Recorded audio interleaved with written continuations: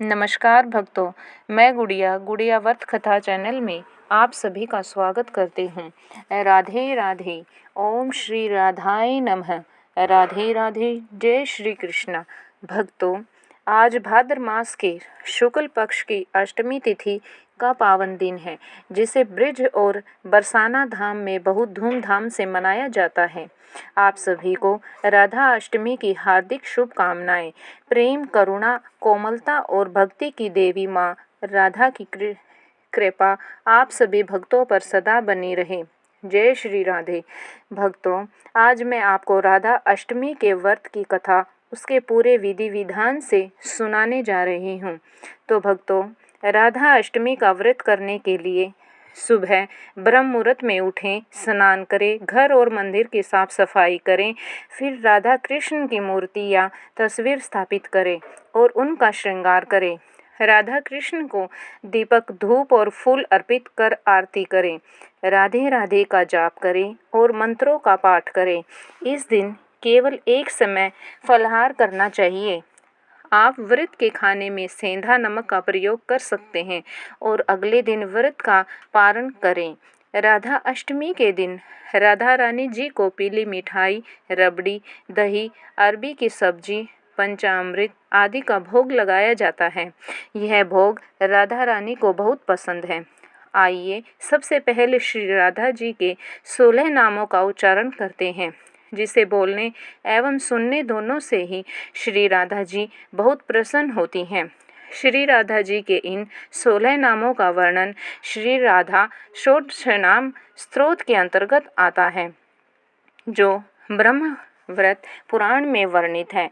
ये नाम इस प्रकार हैं: राधा रासेश्वरी, रासवासिनी, रसिकेश्वरी, कृष्ण प्राणाधिका, कृष्ण प्रिया, कृष्ण स्वरूपिणी, कृष्ण वामंग संभूता, परमानंद रूपिणी, कृष्णा, वृंदावन, वृंदावनी, वृंदावनी विनोदिनी, चंद्रावली, चंद्रकांता और चंद्र प्रभानना। आइए अब राधा जी के जन्म से संबंधित कथा का श्रवण करते हैं। भक्तों, ऐसा माना जाता है कि श्री कृष्ण भगवान स्वयं इस जन्म कथा को सुनने आते हैं और प्रसन्नचित्त से इसका श्रवण एवं गुणगान करते हैं। कथा इस प्रकार है। राधा श्री कृष्ण के साथ गोलोक में निवास किया करती थी, किंतु इससे पहले एक समय तक देवी राधा गोलोक की निवासी नहीं थी। उस समय भगवान श्री कृष्ण अपनी एक सखी विराजा के साथ गोलोक में विहार कर रहे थे। राधा जी को जब इस बात का पता लगा तो वो बहुत क्रोधित हो गई और तुरंत श्री कृष्ण के पास जा पहुंची।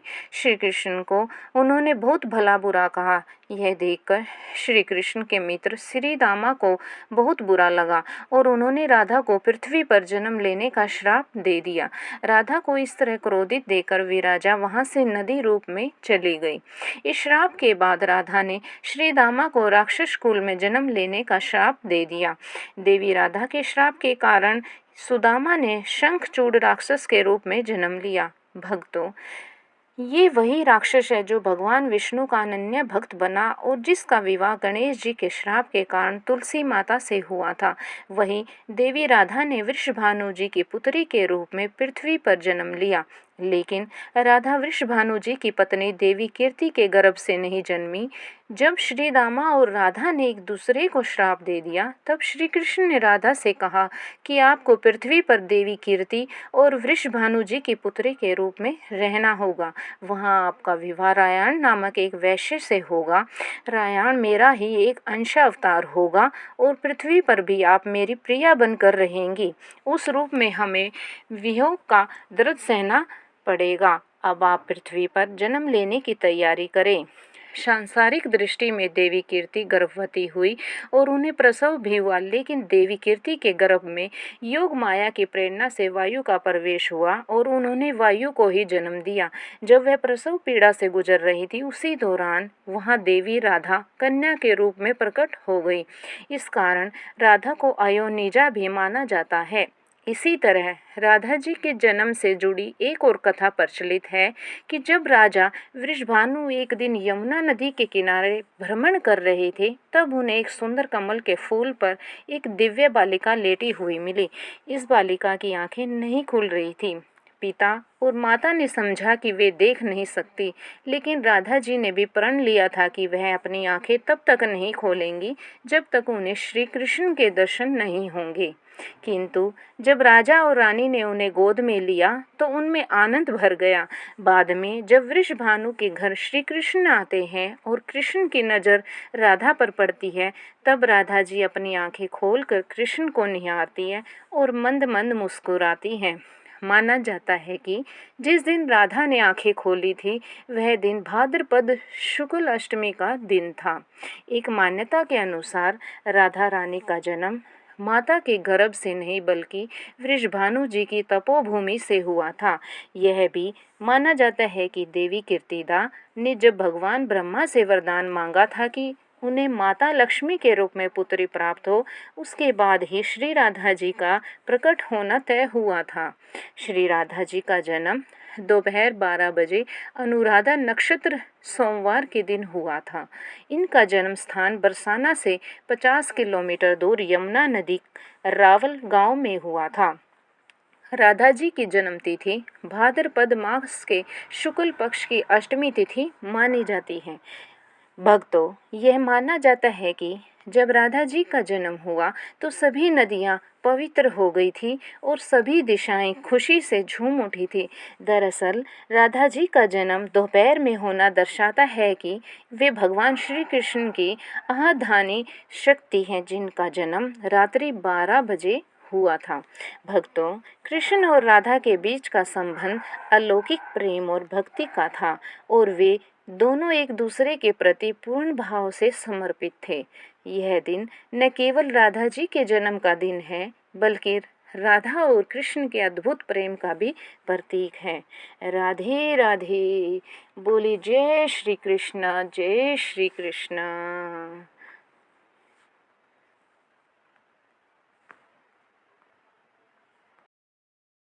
भक्तों, आज के इस पावन दिन में मैं आपको राधा जी और ऋषि दुर्वासा के बीच की एक मधुर कथा सुनाती हूँ, जिसे सुनकर आप भी मंत्रमुग्ध हो जाएंगे।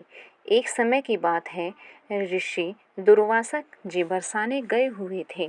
उस समय श्री राधा जी अपनी सहेलियों के साथ खेल रही थी।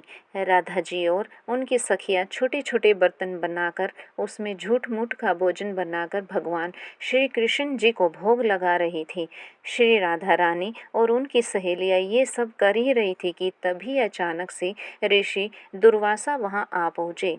ऋषि दुर्वासा को देख श्री राधा जी और उनकी सहेलियां ऋषि के सम्मान में उठ खड़ी हुई और उनको सादर प्रणाम किया। राधा जी ने बड़े ही सरल भाव से उनका स्वागत करते हुए उनको बैठने को कहा।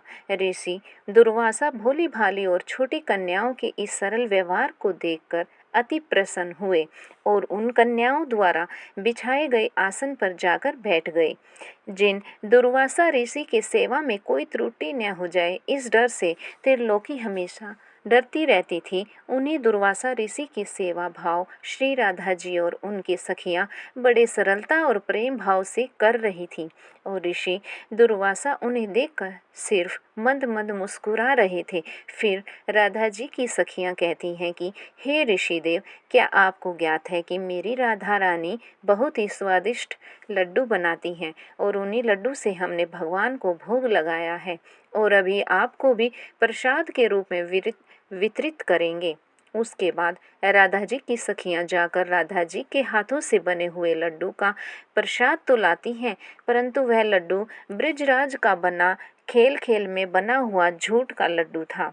यह देखकर ऋषि दुर्वासा उनके भोलेपन से बहुत ही अभिभूत हो जाते हैं और हंसने लगते हैं और हंसकर बोलते हैं कि ये प्यारी देवियों, अब क्या मैं ये प्रसाद ग्रहण कर लूं?